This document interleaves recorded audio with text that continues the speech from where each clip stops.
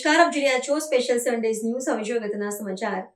શિક્ષણ રાજ્યમંત્રી રીવાબા જાડેજાની સંવેદનશીલતા, વિદ્યાર્થીનીના ઘરે જઈ તેની બહેનને શાળામાં પ્રવેશ અપાવી ઉત્તમ ઉદાહરણ પૂરું પાડ્યું. વડોદરા શહેરમાં શિક્ષણ જગત અને જનસેવાને સ્પર્શતો એક અત્યંત પ્રેરણાદાયી કિસ્સો પ્રકાશમાં આવ્યો છે.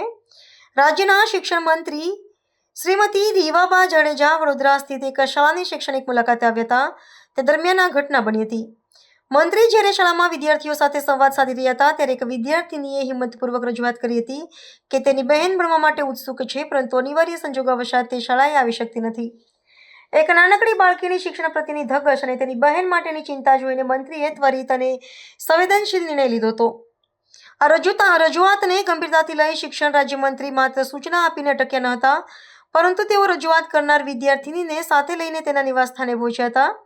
મંત્રીએ બાળકીના ઘરે જઈને તેના વાલીઓ સાથે આત્મીયતાપૂર્વક વાતચીત કરી હતી અને શિક્ષણનું મહત્વ સમજાવ્યું હતું. મંત્રીના પ્રયાસો અને સમજાવટને અંતે બાળકીના વાલીઓ સંમત થયા હતા અને સ્થળ પર જ બાળકીને શાળામાં વિધિવત પ્રવેશ અપાવવાની કાર્યવાહી પૂર્ણ કરવામાં આવી હતી. સત્તાના શિખરે બિરાજમાન એક મંત્રી સામાન્ય નાગરિકના ઘરે જઈને દીકરીના શિક્ષણ માટે આગ્રહ રાખે તે ઘટનાએ સ્થાનિક વિસ્તારમાં ભારે ચર્ચા જગાડી છે.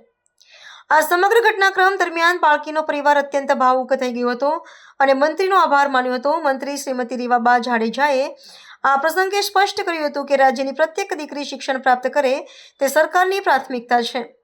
વાલીઓ અને તંત્રના અધિકારીઓની હાજરીમાં બનેલી આ ઘટનાએ સમાજમાં એક હકારાત્મક ઉદાહરણ પૂરું પાડ્યું છે.